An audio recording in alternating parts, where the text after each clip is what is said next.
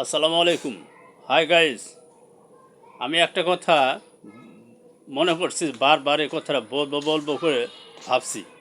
সেটা হলো যে অসংখ্য কন্টেন্ট ক্রিয়েটর আমাদের দেশে এখন সৃষ্টি হয়েছে। অনেকেরই আছে যে ওখানে লাখ লাখ টাকা মনিটাইজেশন পেলে লাখ লাখ টাকা পাওয়া যাবে, কিন্তু মনিটাইজেশন একটা সোনার হরিণ।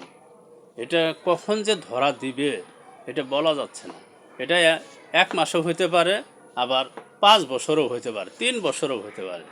এই সোনার হরিণ ধরতে গিয়ে অনেকেই আমরা নিজের যে চাকরি থাকে, পাশাপাশি অন্য একটা কাজ থাকে, সংসার থাকে, এগুলি বাদ দিয়ে শুধু এই মনিটাইজেশন পাওয়ার জন্যে, স্টার সেট আপ পাওয়ার জন্যে, এই সোনার হরিণ পাওয়ার জন্য আমরা ছুটে বেড়াই বা অন্য সব কাজ বাদ দিই।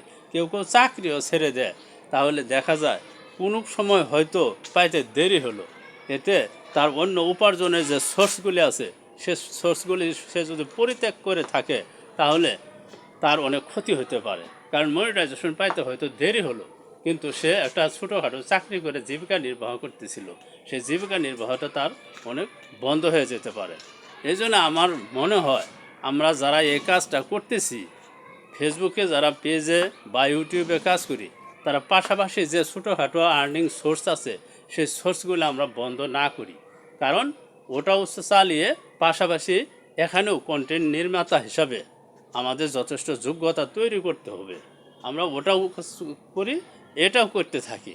ফেসবুক টিম যখন আমাদের যোগ্যতা বুঝবে এবং একটা সঠিক কন্টেন্ট ক্রিয়েটর হিসেবে যোগ্যতম ব্যক্তি বলে বিবেচিত হবো তাদের কাছে, তখন তারা এমনি দিবে।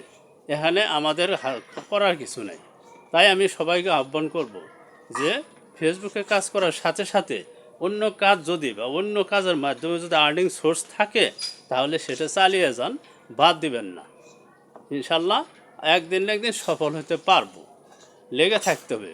পরিশ্রম সৌভাগ্যের প্রসূতি, এটা আমাদের মনে রাখতে হবে। আমার কথাটা যদি ভালো লাগে তাহলে আপনারা আমাকে সাপোর্ট দিবেন এবং একটা লাইক, কমেন্ট এবং শেয়ার করতে ভুলবেন না। আসসালামু আলাইকুম।